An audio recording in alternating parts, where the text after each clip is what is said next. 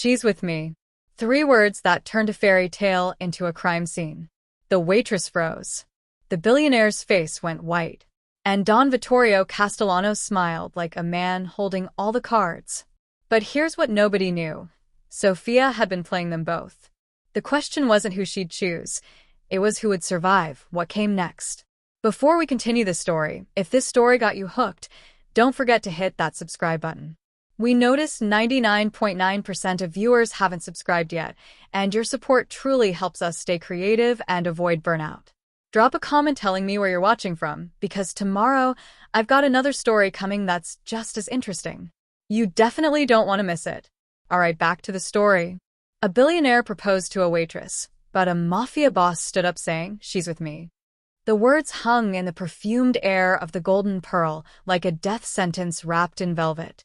The crowd that had been euphoric seconds ago, phones raised, tears flowing, hearts melting at what they thought was a modern Cinderella story, now stood frozen, their champagne glasses suspended mid-toast, their romantic delusions evaporating faster than dry ice in summer. Sofia Mendes felt her lungs forget how to work. The restaurant chandelier, a monstrosity of crystal that cost more than most people's homes, threw fractured light across the scene, illuminating what would later be described in 100 viral TikToks as the most dramatic moment ever captured in vertical video. Rashid remained on one knee, the pink diamond ring still extended, his handsome face cycling through confusion, disbelief, and something that looked dangerously close to rage. His tailored white thobe was pristine, his posture perfect, but his eyes had gone hard as obsidian. Don Vittorio Castellano moved through the restaurant like smoke, silent, inevitable, darkly elegant. His charcoal suit probably cost what Sofia made in 6 months, his Italian leather shoes whispering against the marble with predatory grace. The tattoos that peeked above his collar weren't the trendy kind beloved by influencers. They were the earned kind, the kind that came with stories no one wanted to hear twice. At 42, he carried violence in his bones the way other men carried business cards. "I'm sorry," Sofia heard herself whisper, though she wasn't sure which man she was apologizing to. Maybe both. Maybe neither. Maybe she was apologizing to herself for the catastrophic mess her life had become in approximately 7 seconds. "Perhaps you didn't hear me, friend." Rashid's voice was dangerously soft, the kind of soft that preceded corporate annihilations and hostile takeovers. He didn't stand, didn't lower the ring, but his accent, usually charming, musical, had acquired edges. "I'm in the middle of proposing to my girlfriend." Don smiled, and it was the smile of a shark that had just tasted blood in the water. "Girlfriend?" He turned to Sofia, one eyebrow raised in theatrical amusement. "Is that what we're calling it now, tesoro?" The Italian endearment hit Sofia like a slap. Several diners gasped. Someone's phone clattered to the floor. The live stream viewer count skyrocketed. This was no longer a proposal video. This was a train wreck, and humanity had always loved watching things explode. "Don," Sofia started, but her voice cracked. "How did you explain the inexplicable? How did you tell a room full of strangers that your life had become a game of chess where you were simultaneously a player and a pawn?" "Don." Rashid finally stood, slowly, gracefully, like a cobra rising from a basket. At 6'2", he matched Castellano's height, but where the mafia boss was all coiled danger, Rashid radiated the controlled fury of inherited power. "You're on a first-name basis with Vittorio Castellano?" He said the name like it tasted of ash. "The Vittorio Castellano?" "Oh, he knows who I am." Don had reached them now, standing close enough that Sofia could smell his cologne, something expensive and vaguely threatening, like cedar and gunpowder. "The question, Your Excellency, is whether you know who she really is." Sofia's blood turned to ice water. The restaurant manager, a thin, nervous man named Philippe who handled celebrities and dignitaries with Swiss precision, appeared at the edge of the gathering storm, wringing his hands. "Gentlemen, perhaps we could discuss this in private?" The other guests are getting the show they paid for," Don interrupted without looking at him. His eyes never left Sofia's face, reading her terror like a well-loved book. "Isn't that right, Kara? Should we tell everyone the truth?" Or shall we continue this delightful farce? Rashid's hand found Sophia's shoulder, protective, possessive, gentle in a way that made her heart crack. Sophia, what is he talking about? Who is this man to you? The honest answer would destroy everything. The dishonest answer would destroy everything faster. Sophia opened her mouth, words forming and dying on her tongue like moths against a flame. The crowd pressed closer, phones recording every micro-expression, every trembling breath, every microsecond of her unraveling. This was supposed to be her escape. Rashid's proposal, his love, his world of light and legitimacy. She'd thought she'd been so careful, so clever, playing both sides of a line that was never supposed to intersect. She'd been wrong. Sophia swallowed hard, tasting bile and terror. He's someone I served. A regular customer. The lie tasted like poison. Dawn laughed, a short, sharp sound like breaking glass. A regular customer. How sweetly you underestimate our relationship, Sophia. He turned to Rashid with mock collegiality. Has she told you about our Thursday dinners? Our late-night conversations? The bracelet I gave her, the one she's wearing right now under her uniform sleeve? Sophia's hand flew to her left wrist, where the delicate gold chain burned like a brand. Rashid's face went very, very still.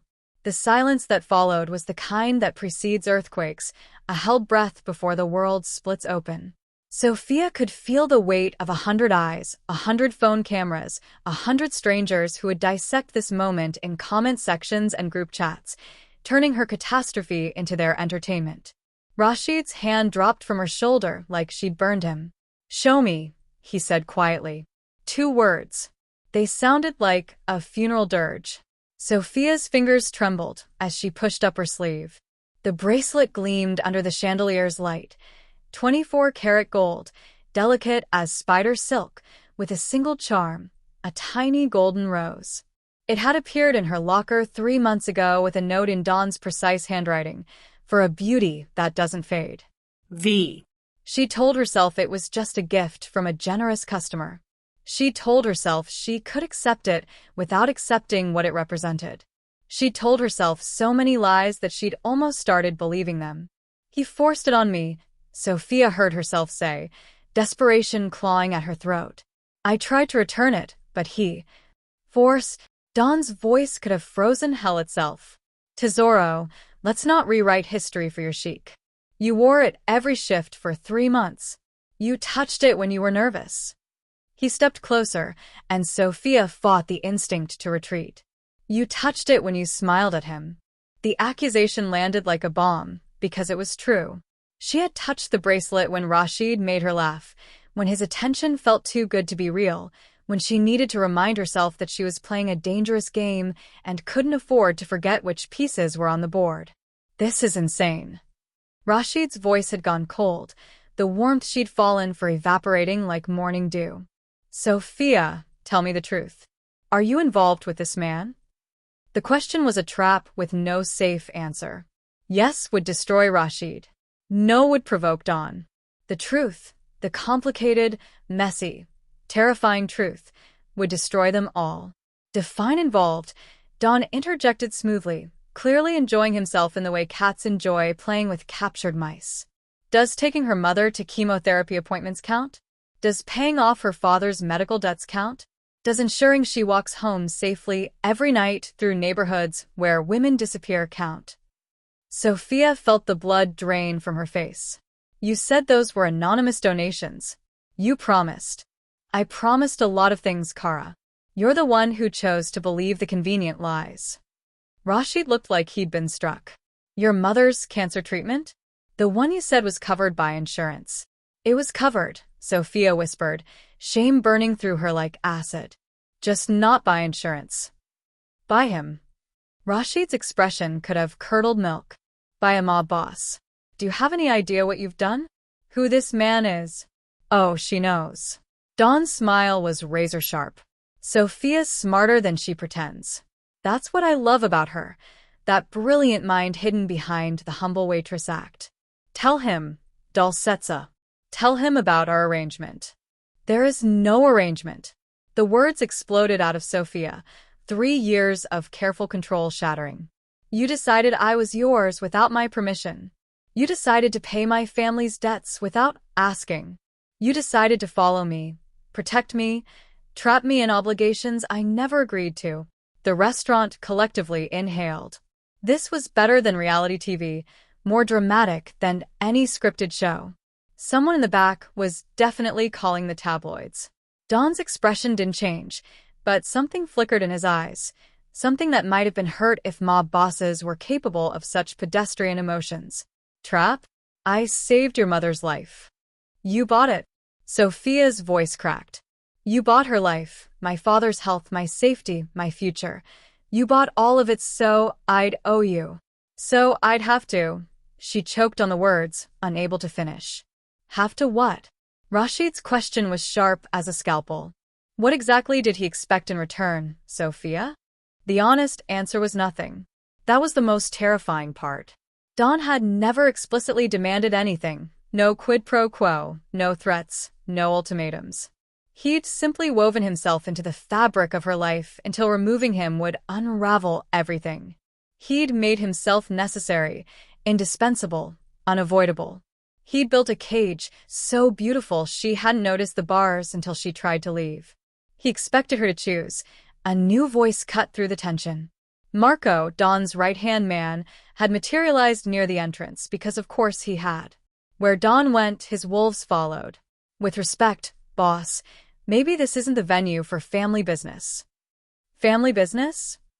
Rashid's laugh was bitter as burnt coffee. Is that what we're calling extortion now? Don's jaw tightened, the first crack in his composed facade. Careful, Sheik.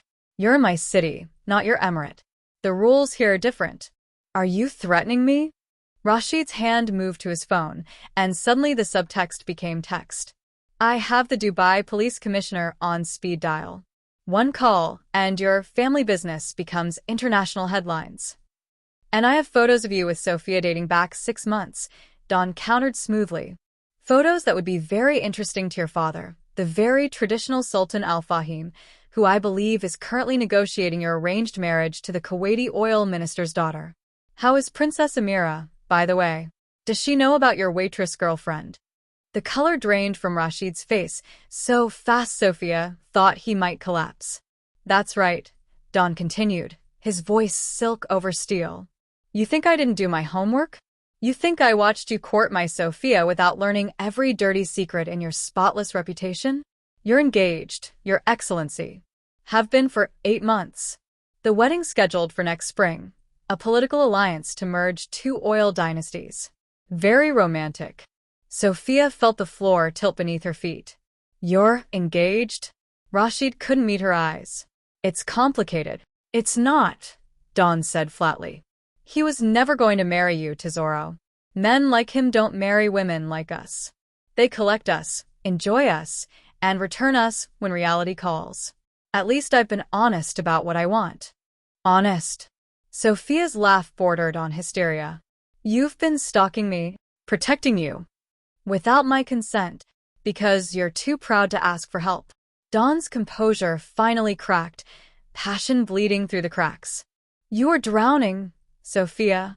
Working 3 jobs, watching your parents die by inches, sacrificing your dreams to keep your family afloat. What was I supposed to do? Watch you destroy yourself? Yes. The word tore out of her. Yes. That was my choice, my burden, my life. You don't get to save people who don't ask to be saved. And you don't get to accept a billionaire's proposal when you're already mine. The possessiveness in his voice sent chills down her spine.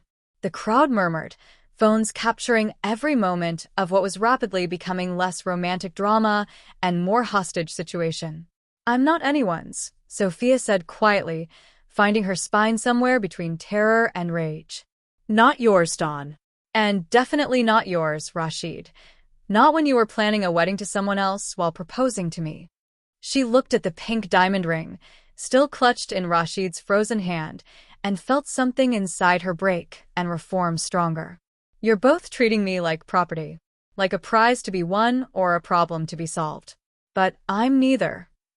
She pulled off the bracelet, the beautiful, terrible, golden chain, and dropped it on the floor between them. It landed with a soft clink that sounded like thunder. I choose me. The words hung in the air like a declaration of war. Dawn's expression went very, very dangerous. Sophia. No. She backed away from both men, from the crowd, from the cameras, from the life that had just imploded. No more. I'm done being your project, Dawn. And I'm done being your secret, Rashid. I'm done with all of it. She turned and walked toward the kitchen, her sanctuary, her escape route. Every eye followed her.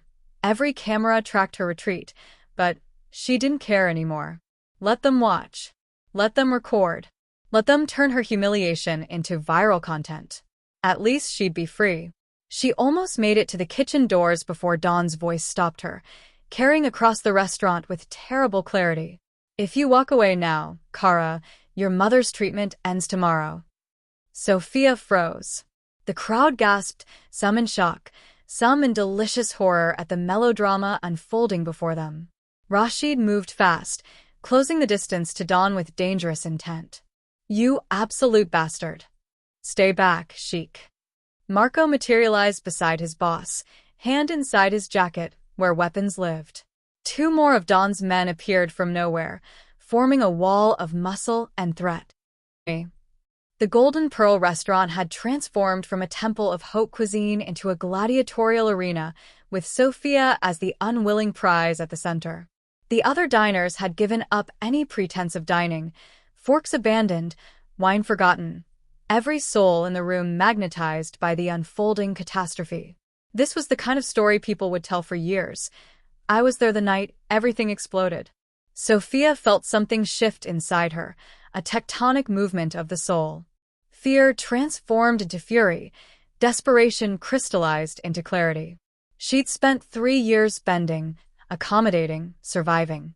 3 years of swallowing her pride with every yes, sir, and right away, ma'am. 3 years of making herself smaller so men, like these, could feel larger. She was done shrinking. Do it, Sophia said, her voice steady as a surgeon's hand. End the treatment. Withdraw the money. Take it all back. Dawn's mask of certainty cracked. Sophia. No, you want to play this card? Play it. She walked back toward him, each step measured, deliberate.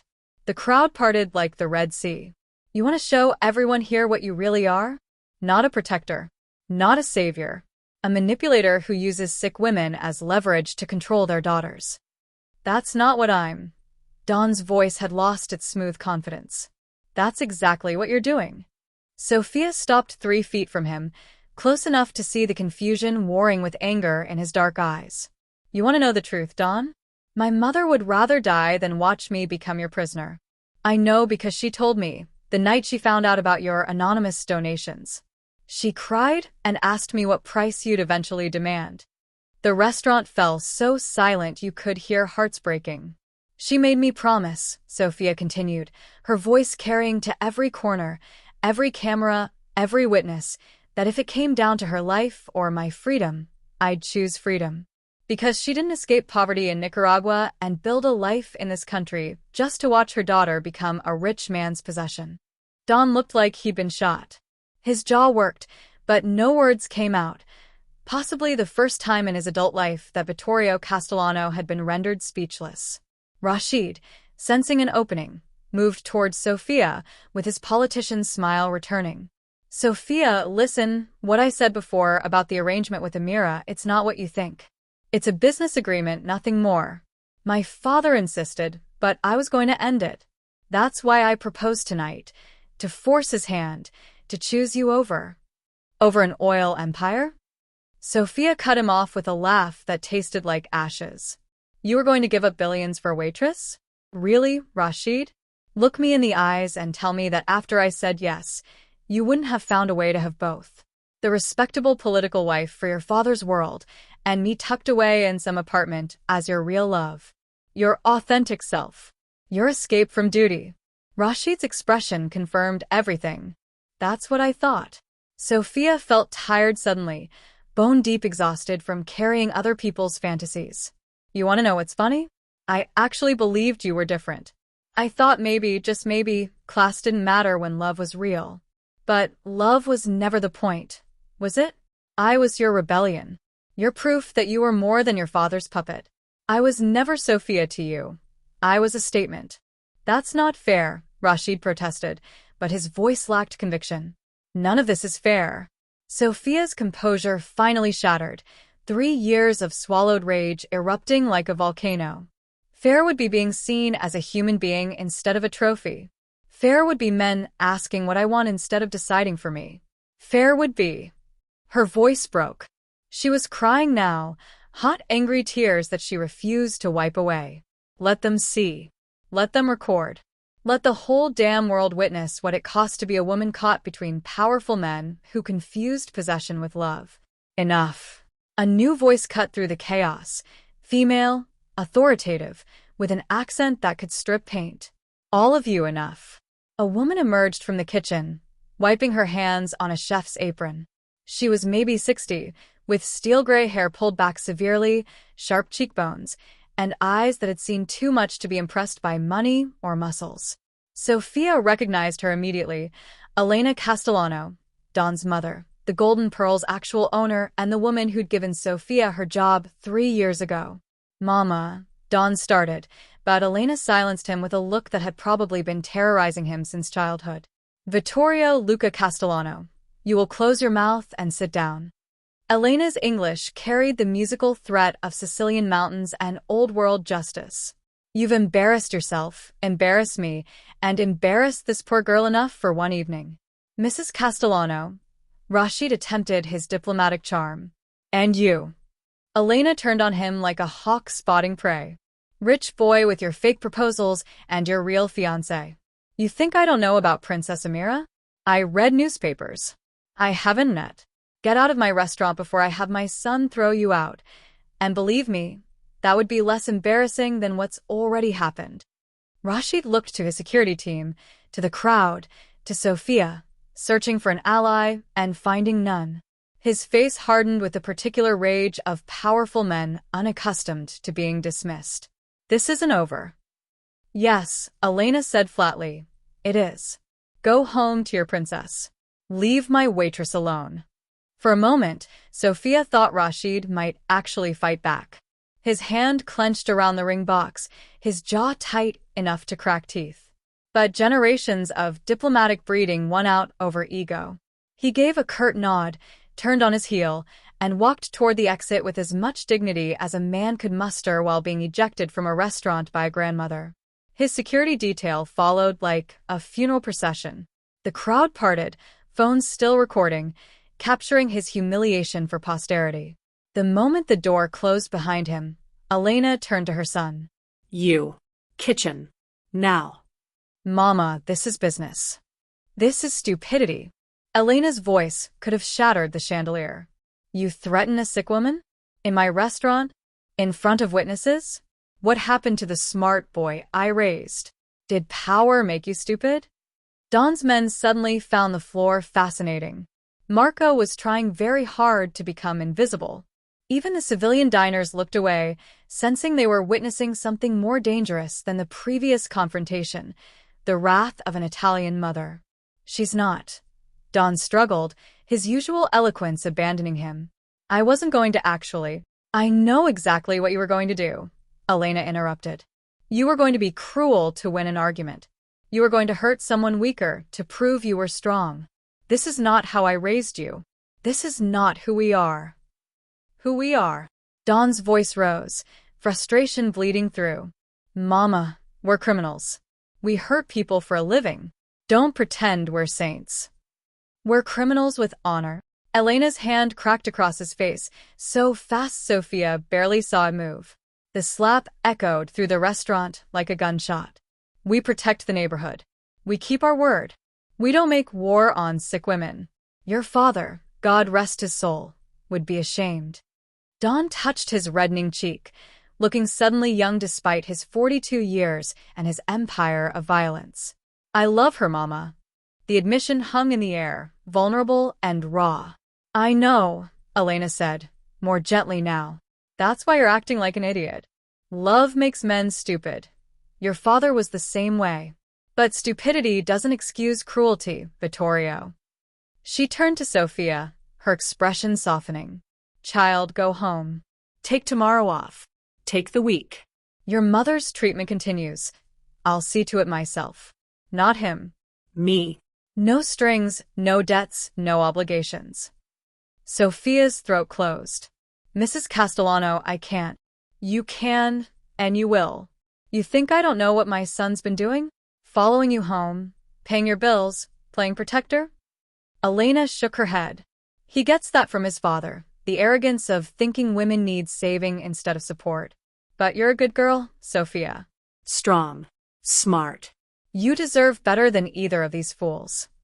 Mama, Dawn protested. Hush. You've said enough tonight. Elena pulled an envelope from her apron pocket and pressed it into Sophia's hands. 6 months' salary. Consider it severance. Go to your Paris, learn your cooking, live your life. Away from my idiot son, and away from fake sheiks with real fiancés. Sophia stared at the envelope, feeling like she was holding a winning lottery ticket and a grenade simultaneously. I don't understand. Why would you? Because 35 years ago, I was you, Elena said quietly, her eyes distant with memory. Beautiful young girl, 2 powerful men fighting over her like dogs over a bone. I chose the mob boss, my Antonio. And you know what? I loved him until his last breath. But I gave up my dreams, my art, my own life. I don't regret Antonio, but I regret losing myself. She gripped Sophia's shoulders with surprising strength. Don't make my mistake, child. Don't let love, real or imagined, steal who you are. Men like my son, like your sheik, they'll love you, yes. But they'll love you into a cage so beautiful you won't notice until it's too late. Sophia felt tears streaming freely now, but they were different tears, not helpless or afraid, but something closer to grief for the woman Elena had been, gratitude for the woman she'd become. Go, Elena said firmly, before I change my mind and make you work the breakfast shift. Sophia laughed, a wet, broken sound that might have been a sob.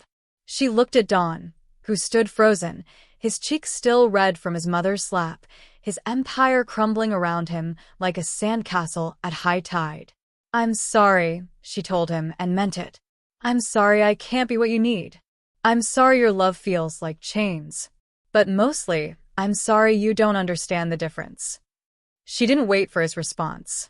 She walked past the kitchen doors, past the storage rooms where she'd cried during rough shifts, past her locker where she'd hidden dreams in a dog-eared brochure.